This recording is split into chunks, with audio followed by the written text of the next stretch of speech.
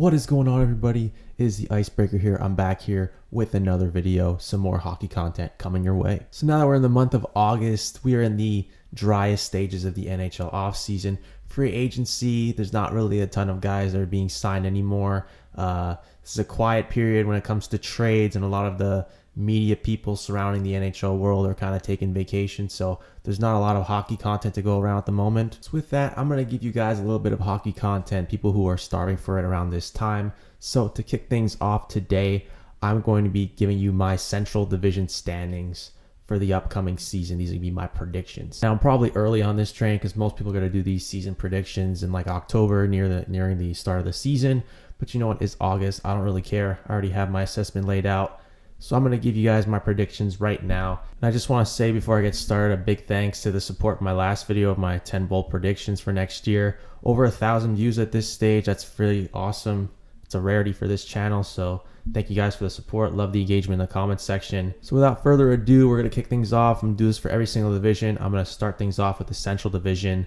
My standings in this Central Division for the upcoming NHL 2022-2023 season. So just a disclaimer here, don't take these records into huge consideration. I'm just kind of eyeballing them.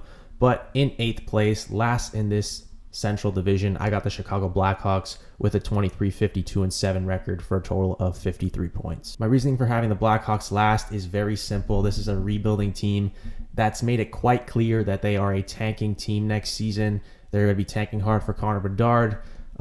With all the moves they've made, you know, parting ways with Dylan Strome and Dominic Kubalik, not giving those guys qualifying offers and let them go to unrestricted free agency, and also trading away guys like Kirby Dach and Alex DeBrincat. You know, those are a lot of young, talented pieces on their roster, but obviously they want a fresh start.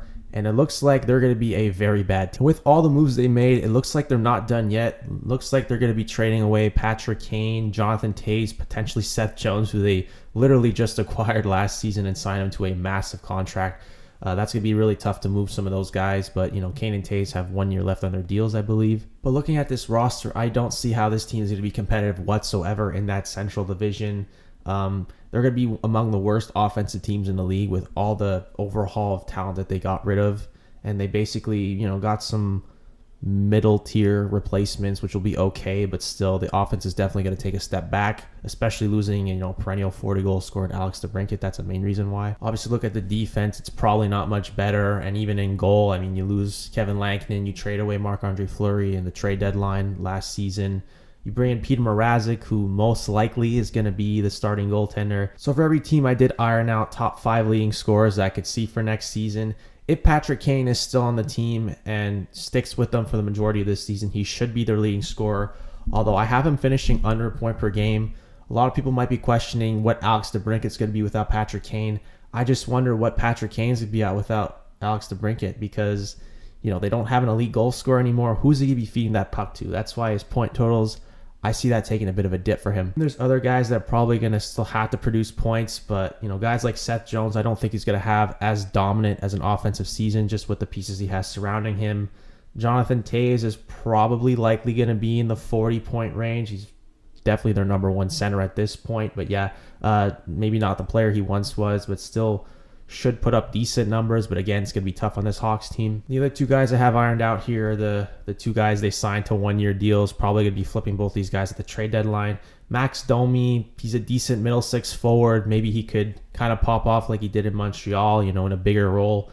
Might be able to unleash some more offensive talent and be a more productive player. And a guy like Andreas Athanasiou, who, you know, has struggled to stay healthy over the last couple of years, but when healthy, I feel like he's a very solid player. And if there's one sneaky goal scorer that maybe Patrick Kane can find some success with, maybe it's Andreas Athanasiou. I have him scoring over 30 goals in 82 games, which, you know, he's shown that in the past he can be an elite goal scorer. I mean, he was kind of that in Detroit. He was a 20-25. He even had 30 goals one season. I think it's very possible in this role, if he's playing in a top-line role with a guy like Patrick Kane feeding him the puck, I could see where he low-key pops off a little bit. But again, the Hawks, not a very good team as a whole.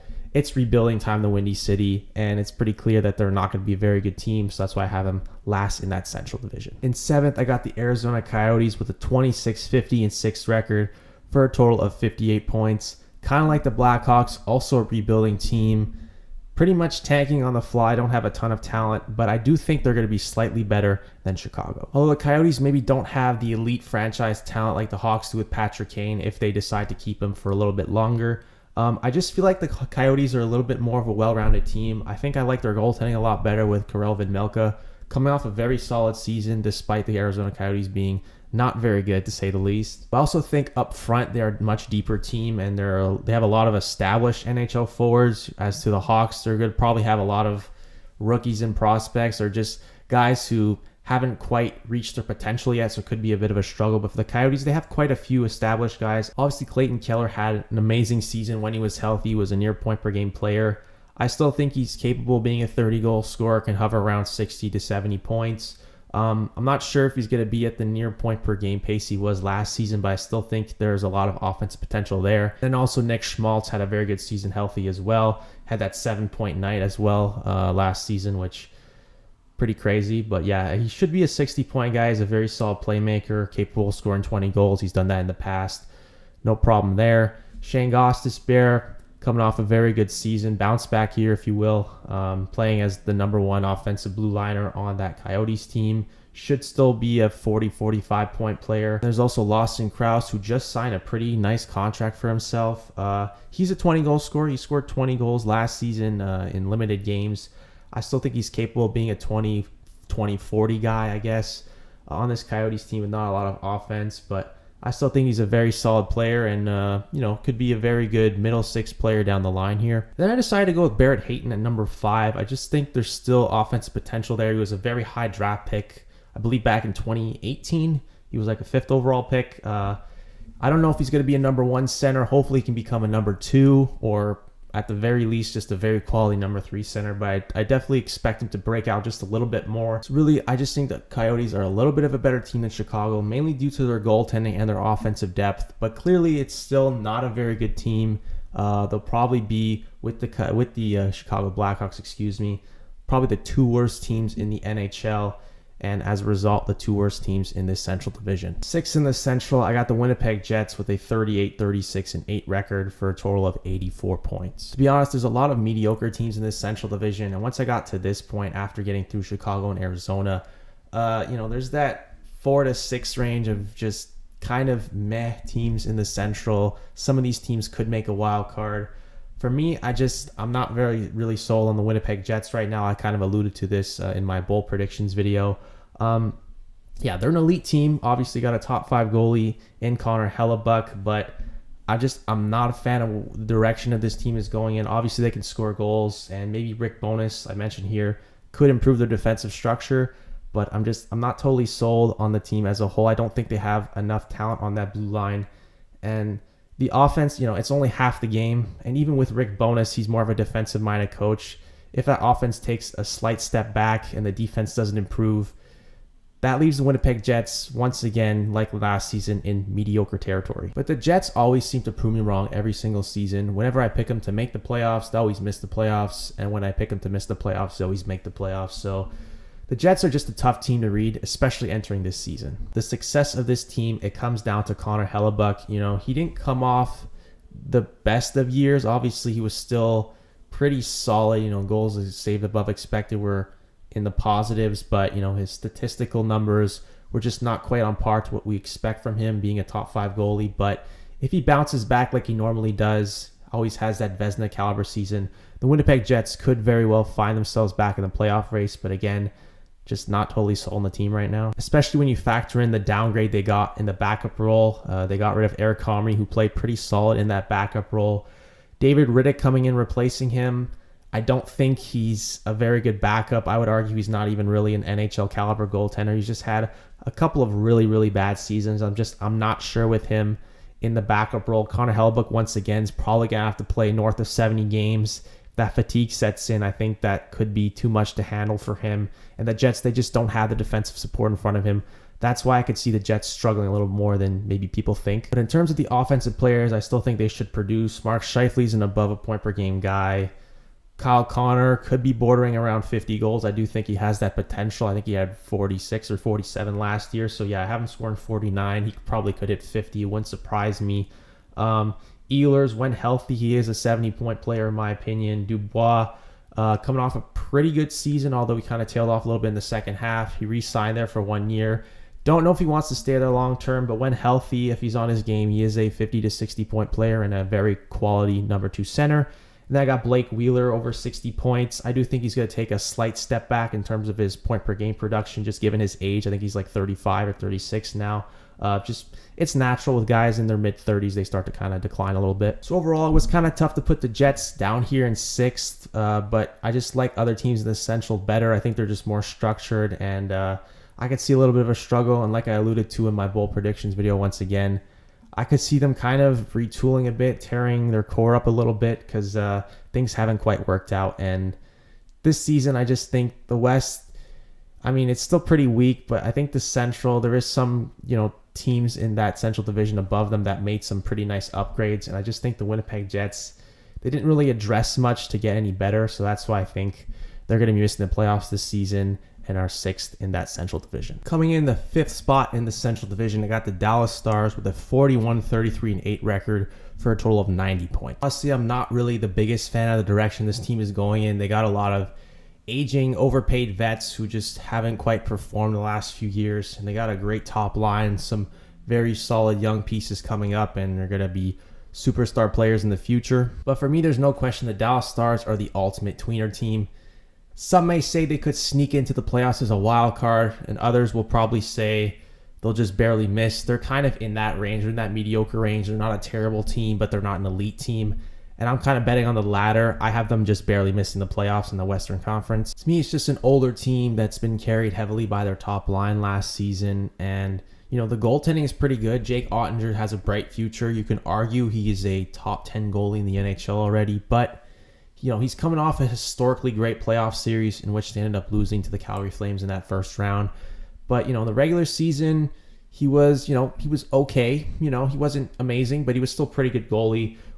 We need a bigger sample size of him taking his game to that elite level. And if he can take his game to that said elite level, the Stars are going to be in great shape. They probably could be a playoff team, obviously with Jason Robertson and Rope Hintz having tremendous offensive seasons once again. And Joe Pavelski, if he continues to, play like he's a 25-year-old in a 38-year-old body, they'll be in good shape for sure. But again, it comes down to the lackluster offense. You can't win a lot of games if you don't score a lot of goals consistently. And the offense, it's not really that appealing to me outside of, again, the top line. Just their secondary scoring has been non-existent for several stretches throughout the last few years. I think Miro Heiskanen is going to have a sort of a breakout offensive season, even though he still put up solid numbers. But with John Klingberg now parting to Anaheim, he is their number 1 offensive blue liner, so he should be a guy hovering around 50 points next season. But again, if they have any chance of making the playoffs, Jake Ottinger is going to have to play at an elite level, and they're going to have to get just enough goal support, or he's just going to have to shut the door every single game, and they can win like 3-2, 2-1 games. And a big reason why I don't have him making the playoffs is because I have Joe Pavelski kind of taking a step back. He had a career year at his age, but I definitely think it has to catch up to him at some point his age. So I have him still scoring in the 60-point range. If he plays on the top line, he should be the number 1 center, and he'll still produce some solid numbers. But ultimately, I do think the offense is going to dip a little bit, and that could cost them the playoffs, because if that top line isn't, elite, quite as elite as it was last season, they're not going to score many goals whatsoever. And again, unless Jake Ottinger is playoff Jake Ottinger for most of the season, this Stars team I do not see making the playoffs in that Central Division. Coming in at 4th in the Central Division, I got the Nashville Predators with a 44-32-6 record for a total of 94 points. And I have them squeaking into the playoffs as the second wildcard team in the Western Conference. That wildcard spot, it came down to Dallas and Nashville, because I still think Dallas is going to be a pretty decent team. But I gave the edge to Nashville because I just think they're a better, more well-rounded team. I think they're a better offensive team. Honestly, I could argue that they're a better defensive team. I kind of think Dallas's defense is a little bit overrated, especially with Nashville adding guys like Ryan McDonough and then a 20-goal scorer on a bottom 6 role, and Nino Niederreiter.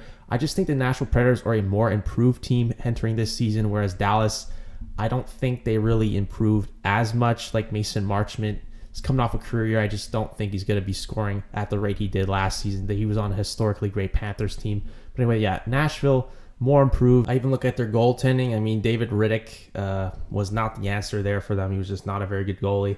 Kevin Lankinen coming in from Chicago. He's had stretches where he's been very solid there, so he could be a very solid backup option for them. Or maybe Connor Ingram, takes a step forward and he could be a good backup, because I honestly think he had some pretty bright moments, especially in the playoffs against Colorado Game 2. He was outstanding for them. Obviously, Nashville ended up getting swept, but I think their goaltending situation definitely improved from last season. Now, do I think this is a Stanley Cup contender? Probably not, but I still think it's a solid team as a whole. UC Saros, when healthy, unquestionably a top 5 goalie in the NHL, and he can carry this team to a lot of wins. He's done that in the past couple of seasons. They have several elite players. Philip Forsberg, elite 40-goal scorer. Not sure if he's going to be scoring at the pace he did last season, but he should still put up roughly 80 points. I think that's very realistic for him. Matt Duchene could be a 60 to 70 point guy. I think he's capable of producing 30 goals. Granlund's a good playmaker. He's come off a great season. I can see him having a fairly similar year. Ryan Johansson, maybe a little bit overpaid, but still capable of producing a 50, 60 point rate as the number 2 center on this team. Then, of course, Roman Josi, I got him leading the team in scoring. He is an elite dynamic offensive defenseman, a top 3 defenseman in the NHL, in my opinion. Gonna produce, probably not gonna be hovering around 100, but can he be over a point per game? I still think that's a very realistic possibility for him. But yeah, solid offense there, and Nino Niederreiter improves that greatly with his depth scoring, elite goaltending in UC Saros, an improved blue line that's already pretty good with Roman Josi and Matthias Ekholm, and Alexander Carrier had a very underrated rookie season. Then you add Ryan McDonough to the fray as well, and Dante Fabro. Very solid blue line. I think this is a very solid team. They're going to be a playoff team in that Central Division. Maybe not an elite team, but they will make the playoffs. Getting into the top 3 teams in the Central, and third, I got the Minnesota Wild with a 49-25-8 record for 106 points. Not much to say about Minnesota other than the fact that they're just a very solid team. Pretty deep, had a lot of career seasons from a lot of players. And also the Central is kind of declining. It's not what it once was. And, the talent that Minnesota has, they should be a pretty solid 100-plus point team and should easily make the playoffs in that Central Division. The only reason why I would have concern is if Kaprizov is out long-term, because we know that he is the main driver of that offense. And if he goes down for a long period of time, that could really, cause some rifts in that offense, and they might not be as an elite of a team, and they could be struggling to make the playoffs without him present. But if he's there, he is an MVP caliber player. He's coming off in a 100-plus point season, and I have him actually popping off this season over 110 points. I think he's capable of well over 50 goals. He's an elite sniper, underrated playmaker. I think he's going to be tremendous for this Wild team. And he's got some pretty solid support around him as well. Matt Zuccarello, if they're playing together, he's coming off a career season. I'm not sure he's going to be over a point per game, but can he be a 20-goal, 70-point guy? I think that's possible. Year 2 of Matt Boldy, ever since he was called up, he really played very well. And another season of development for him. He could kind of have a low-key breakout season, could push for 70 points. Then, of course, their top 2 centers right now, Ryan Hartman, Joel Eriksson-Ek. Very solid centers. Ryan Hartman come off from a career year, but he could still be a 50-point player if he's playing that top line. And Joel Eriksson-Ek is a 30-goal scorer, in my opinion, if he plays a full 82. Very solid two-way centerman. Again, I still think they'll be a solid team, but I do think they're going to take a little bit of a step back. I think losing Cam Talbot for Gustafsson, that's a bit of a downgrade in the goaltending situation. They're obviously going all in on an aging Marc-Andre Fleury who, played really well under Minnesota, but with Chicago wasn't very good. Just given his age, how many years left of elite play does he have in him? If he's not, the elite Marc-Andre Fleury we know he can be, that could be a little bit of a cause for concern. There's also a lot of guys who had career years. Again, Ryan Hartman, like I mentioned, Matt Zuccarello, and even Frederick Gaudreau, I think, had like a 44, 43-point season, whatever it was. Is he a second line caliber player? I don't know. So we'll have to see with him. So with those concerns, I could see him being a little bit worse than they were last season. But again, with that declining division, the Minnesota Wild should be making the playoffs once again. Second in that Central Division, I got the St. Louis Blues with a 50-22-10 record for a total of 110 points. Basically the same reason as Minnesota. They're a very solid team, but I just think they're slightly better. Last year, they had an amazing offensive season. They were one of the deepest offensive teams in the league. That top 9 was absolutely nasty. I could see them taking a little bit of a step back. I don't know, losing David Perron, although he was older, he was coming off a very solid year. Ville Husso was the better of the two goalies between him and Jordan Binnington in the regular season. So if Binnington, remains to be just, average, their goaltending could take a little bit of a hit there. But apart from that, this is still a team that could make some noise in that Central Division. A deep offense with all these guys I have listed. Tarasenko, final year of his deal. They're probably not going to trade him because I think the Blues are going to be in a position to, make a run for a Stanley Cup. So he's probably going to be walking after this season, unfortunately. But, you got to keep a guy like that on your roster if you want to be an elite team for next season. Jordan Kyrou seemed having another very solid year. All these guys can be over a point per game. I think a lot of them were even because, they missed some time. But, Buchnevich, Robert Thomas, signing a massive contract, isn't one of the better playmaking centers in the league, and he's only like 23 years old. So he's got a bright future for sure. Ryan O'Reilly also, final year on his deal, but very solid two-way centerman. So obviously this would be a very solid regular season team. I think they can do some damage in the playoffs as long as Jordan Binnington, continues to play elite, especially in the playoffs. They came pretty close to beating that Avs team, but he ended up getting hurt. And they were probably, their biggest threat to actually beat those Avs teams. So I think St. Louis is in a prime position to be a very elite team. And then that Central Division, they should still be very clearly, very easily a playoff team. And of course, in first, I got the defending Stanley Cup champions, the Colorado Avalanche, with a 57-19-6 record, winning this division, 120 points. The most elite team in the NHL on paper and on the ice. They should clear this division quite easily, in my opinion. I probably don't need to spend too much time on this pick. This is very obvious, but despite all the losses they had, losing Darcy Kemper, their starting goalie, losing some depth pieces, Nico Sturm, Andre Burakovsky, maybe Nazem Kadri. I heard rumblings he might be going to the New York Islanders, so we'll see what happens there. So that's a huge loss there coming off a career season, but this team is still stacked all around. Nathan MacKinnon, fully healthy, 110-plus point player, can be a 40-goal scorer. Mikko Rantanen can hover around 100 points easily. Cale Makar, best defenseman in the league, just won the Norris and the Conn Smythe for being the best player in those playoffs for the Avs on the run to the Cup. He could probably be over a point per game. 90 points, I think, is very solid, over 20 goals. Landeskog should hover around a point per game. Nichushkin was the perfect complementary piece on that top six. Could be a guy who has a career season, hover around 30 goals. I mean, he coming off I think it was a 55-66 or something like that. The point production was there. So he should be a 60-point player or near 30 goals. I think it's very possible that he has a career season with Colorado once again. The only concern I have with this team is the goaltending. I'm not sure if Alexander Georgiev is ready to be a starting goalie. He wasn't really with New York. He was kind of just a mediocre backup. He's coming off a really rough season. But him and Francouz as a tandem, I think, could work. But regardless, talent all over the roster, best defense in the league, most elite offense in the league, most dynamic team overall. They should win this division and will be a huge threat to repeat as Stanley Cup champions. That is going to wrap up my predictions for the Central Division standings for next season. Let me know what you guys think in the comment section. Do you agree or disagree? I love the engagement in the comment section. Keep it coming. Let me know your thoughts. And that's going to do it. I'll do this type of video for every single division, and I'll give you guys my thoughts on those as well. So thank you guys once again for watching this video, and I'll talk to you in the next one.